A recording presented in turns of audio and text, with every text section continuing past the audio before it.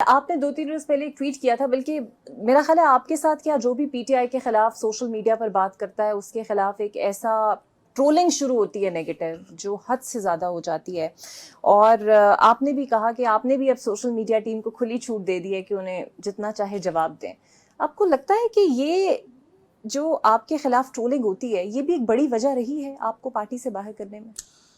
دیکھیے، میں ایک گزارش کروں، اکاؤنٹس جو ہوتے ہیں سوشل میڈیا، پیچھے لکھا ہوتا ہے ایاک نعبد و ایاک نستعین، جو ٹائم لائن پہ ان کی پکچر ہوتی ہیں وہاں یہ لکھا ہوتا ہے.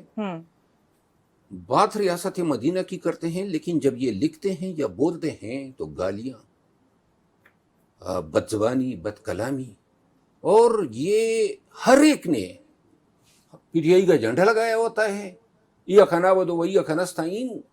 اب دیکھیے، قرآن حکیم میں سورہ البقرہ میں اللہ تعالیٰ کا فرمان ہے، انسانوں کے ساتھ آپ نے بخوبی بات کرنی ہے. حضور کریم نے ترمذی میں جو ہے حدیث ہے کہ مومن جو ہیں بد زبان، بد اخلاق اور لعنت بھیجنے والا نہیں ہو سکتا ہے. کون سی ریاست مدینہ کی آپ عملی مثال دے سکتے ہیں جب آپ کا کنڈکٹ یہ ہو؟ آپ دیکھیں نا، گزشتہ کئی سالوں کے اندر اس گالم گلوچ کے کلچر نے پی ٹی آئی کو کہاں پہ کھڑا کر دیا.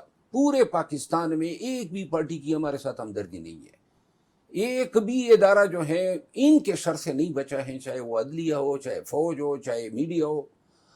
آج اسلام آباد میں یا پاکستان کا 90% میڈیا ہمارا مخالفین کی وجہ سے ہے.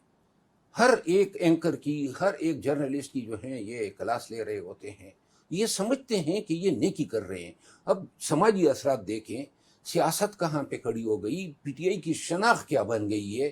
لوگ، اب میں اگر پی ٹی آئی کا ہو کے بھی مجھے اس گالم گلوچ سے کی وجہ سے اگر اتنی نفرت ان لوگوں سے ہو گئی ہے، تو جو پرائے ہیں یا جو مخالف ہیں ان کا کیا حال ہوتا ہوگا. تو جو بیچ کی لیڈرشپ ہے، جس طرح سلمان اکرم راجہ ہیں، بیرسٹر گوہر ہیں، وہ یہ دیکھتے نہیں ہیں یہ سب کچھ، انہیں وہ نفرت نہیں ہوتی جو آپ کو ہو رہی ہے؟ سلمان اکرم راجہ صاحب تو کبھی بھی ان کے ایجنڈے پہ نہیں آئے ہیں.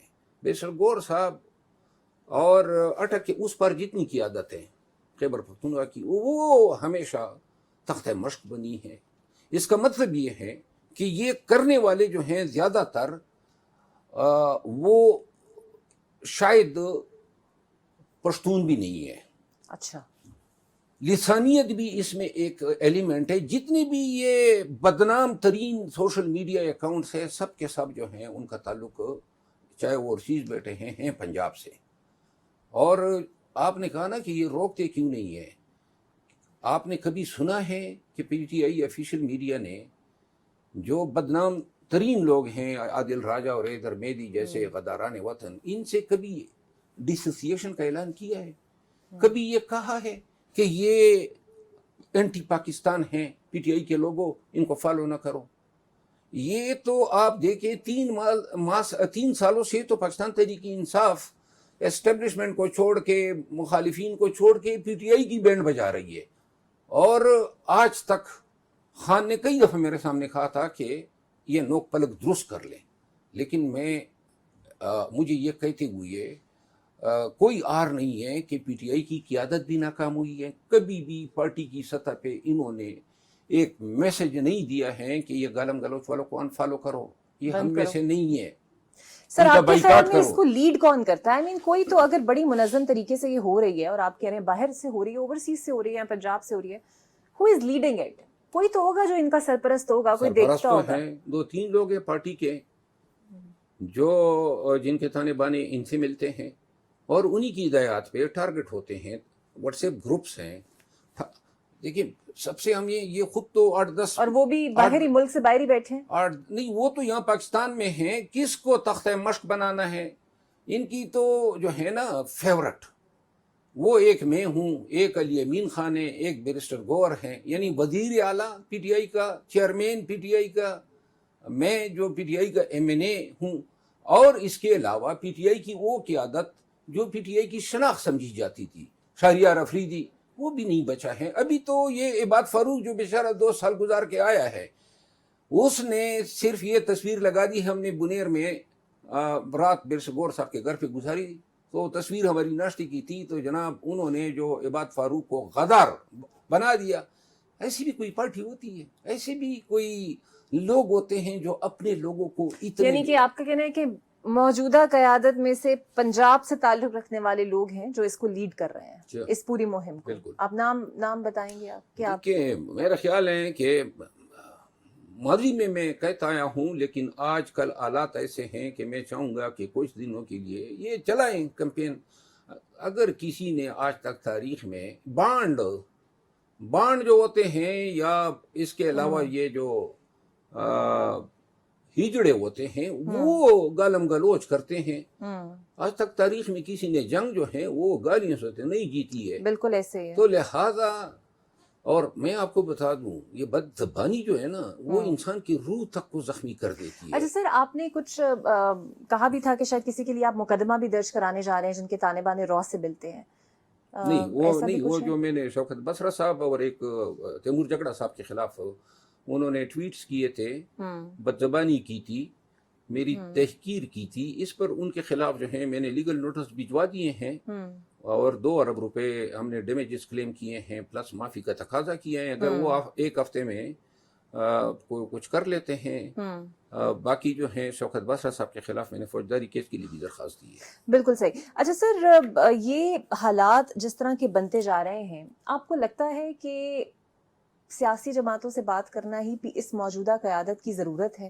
کہیں اور یہ لوگ دیکھتے رہیں اور وہاں ان کی بات نہ ہو تو ان کا کام نہیں بننا, کیونکہ ہمیشہ راستہ تو یہیں سے نکلتا ہے نا کہ آپ قانونی پہلو بھی اپنائیں, سیاسی بات چیت بھی کریں اور اس کے بعد ریلیف کی توقع کریں. پاکستان تحریک انصاف کو سیاست کرنے سے, مفاہمت کرنے سے, بات چیت کرنے سے ہمیشہ سوشل میڈیا نے روکا ہے.